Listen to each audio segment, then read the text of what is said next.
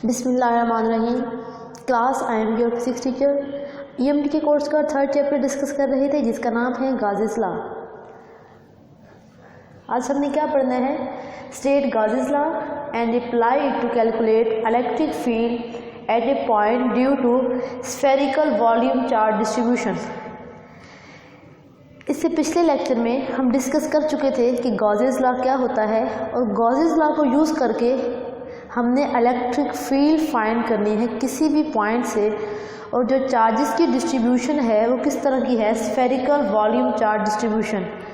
मतलब आपने कोई वॉल्यूम कंसिडर करना है, कोई स्फीयर कंसिडर करना है जो कि 3 डायमेंशनल होना चाहिए और उस पर चार्जेस की डिस्ट्रीब्यूशन यूनिफॉर्म होनी चाहिए। एक स्फीयर हो जिसके अंदर भी चार्जेस हों और उसकी बाहर की सतह पे भी चार्जेस हों, तो उसको हम कहते हैं सॉलिड स्फीयर। अब इस सॉलिड स्फीयर पे चार्जेस मौजूद हैं तो हमने इलेक्ट्रिक फील्ड फाइंड करनी है किसी भी पॉइंट पे। उसके लिए हम गाज़ीज़ लॉ को यूज़ करेंगे और इसके लिए हम तीन तरह से इलेक्ट्रिक फील्ड फाइंड करते हैं। एक, आप उस स्फीयर के अंदर इलेक्ट्रिक फील्ड फाइंड करते हैं जो कि हम पिछले लेक्चर में डिस्कस कर चुके हैं। फिर आप क्या करते हैं? आप इलेक्ट्रिक फील्ड फाइंड करेंगे, वो जो स्फीयर होगा आपका, उस स्फीयर से आउटसाइड आप इलेक्ट्रिक फील्ड फाइंड करेंगे किसी भी पॉइंट पे। लेट्स सपोज आपके पास स्फीयर है, आपने पहले क्या करना है? इसके अंदर इलेक्ट्रिक फील्ड फाइंड करनी है। आपको पता है कि जब भी आपने गाज़ीज़ लॉ को यूज़ करना होता है तो आप क्या करते हैं? आप गाज़ियन सरफेस ड्रा करते हैं। आप इस स्फीयर के अंदर इलेक्ट्रिक फील्ड फाइंड करेंगे, उसके बाद आप क्या करेंगे? आप इस स्फीयर के बाहर इलेक्ट्रिक फील्ड फाइंड करेंगे किसी भी पॉइंट पे। उसके लिए भी आप गाज़ियन सरफेस ड्रा करेंगे और आप फिर क्या करेंगे? आप इस सरफेस के ऊपर भी इलेक्ट्रिक फील्ड फाइंड करेंगे। ये इलेक्ट्रिक फील्ड किस वजह से होगी? चार्जेस की डिस्ट्रीब्यूशन की वजह से इलेक्ट्रिक फील्ड होगी और हम उसी इलेक्ट्रिक फील्ड को फाइंड करने जा रहे हैं यूजिंग गाज़ीज़ लॉ। जिस तरह कि हमें पता है कि गाज़ीज़ लॉ का एप्लीकेशन है कि हमने गाज़ीज़ लॉ को यूज़ करके इलेक्ट्रिक फील्ड को फाइंड करना होता है। Electric field inside spherical volume charge distribution. फिर हम इलेक्ट्रिक फील्ड फाइंड करेंगे आउटसाइड स्फेरिकल चार्ज डिस्ट्रीब्यूशन। इससे पिछले लेक्चर में हम inside spherical charge distribution electric field find कर चुके हैं। आज हमने electric field outside spherical volume charge distribution find करनी है and electric field on the surface of spherical volume charge distribution हमने फाइंड करनी है। अब चलते हैं अपने आर्टिकल की तरफ। आप कंसिडर करेंगे आपके पास कोई भी स्फीयर है, आपके पास स्फीयर है जिसका रेडियस क्या है? Capital R.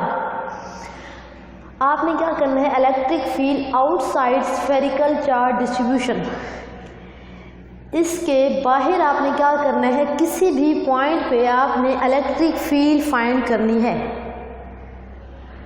आप क्या करेंगे? अगर गाज़ीज़ लॉ को यूज़ करेंगे तो इट मीन्स कि हमने गाज़ियन सरफेस ड्रा करनी है। आपको पता है गाज़ियन सरफेस एक आर्बिट्रेरी इमेजिनरी शेप होती है जो कि हम किस फॉर्म में लेंगे? स्फीयर की फॉर्म में ही लेंगे, बट उसका जो रेडियस होगा वो क्या होगा? स्मॉल आर होगा।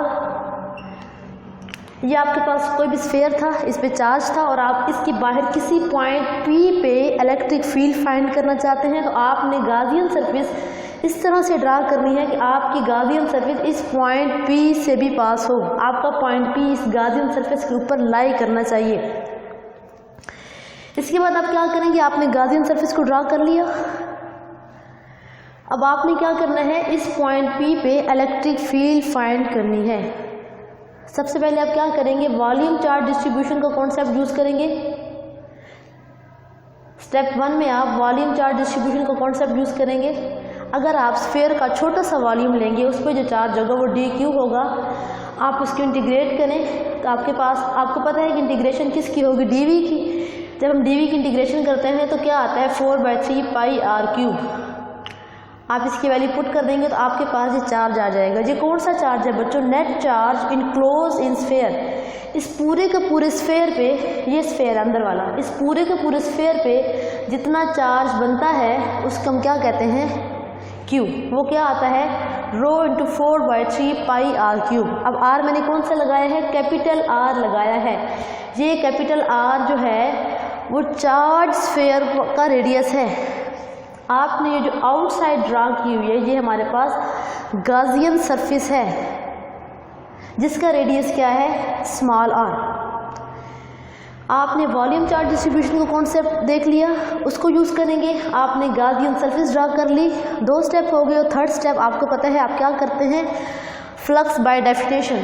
फ्लक्स बाय डेफिनेशन क्या होता है, D phi E is equal to E D A cos theta. अब आपने एंगल देखना है इलेक्ट्रिक फील्ड का और डी ए का, और आपको पता है कि इसमें इलेक्ट्रिक फील्ड क्या होगी, आउटवर्ड होगी। और अगर आप इधर छोटा सा एरिया एलिमेंट ले लें, उसकी डायरेक्शन भी आउटवर्ड होगी और इलेक्ट्रिक फील्ड की डायरेक्शन भी आउटवर्ड होगी, तो आपका थीटा क्या बनेगा, 0। और अगर आप cos 0 पुट करेंगे तो आपके पास एक्सप्रेशन क्या आ जाएगा, ई डी ए। जब आप ई डी ए को इंटीग्रेट करेंगे आपके पास क्या आ जाएगा,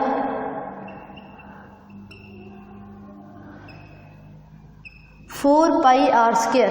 अब देखें आर जो है ये क्या है, स्मॉल है। इट मीन्स ये कौन सा फ्लक्स है, ये वो फ्लक्स है जो कि गॉसियन सरफेस में से गुजर रहा है। क्योंकि अगर यहाँ पे कैपिटल आर होता तो ये स्फीयर की बात करते, बट गॉसियन सरफेस का जो रेडियस है वो क्या है, आर है। तो ये फ्लक्स गुजर रहा है किस में से, गॉसियन सरफेस में से। इसके बाद हम फ्लक्स फाइंड करेंगे यूजिंग गॉसियस लॉ। तो आपको पता है कि फ्लक्स क्या होता है according to Gauss's law, electric flux passing through any cross sectional area is equal to 1/ε0 total charge enclosed by that surface. Total charge हमारा क्या है, Q है। Q को हम ε0 से डिवाइड करते हैं तो हमारे पास गॉसियस लॉ की डेफिनेशन बन जाती है। और इससे अगला स्टेप आपको पता है, आप क्या करेंगे, इसको आप इक्वेशन नंबर 2 का नाम दे दें, इसको आपने इक्वेशन नंबर 3 का नाम दिया। आप 2 और 3 को कंपेयर करेंगे तो आपके पास एक्सप्रेशन क्या आ जाएगा, ई 4 पाई आर स्क्वायर। ये वाला एक्सप्रेशन आपने लिखा, देन आप Q/ε0 लिखेंगे। इसके बाद आपने क्या करना होता है, इलेक्ट्रिक फील्ड की वैल्यू फाइंड करनी है।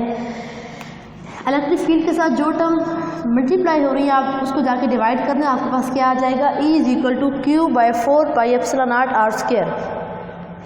इसके बाद आपको पता है कि Q की वैल्यू आपने क्या कैलकुलेट की थी, नेट चार्ज कितना था।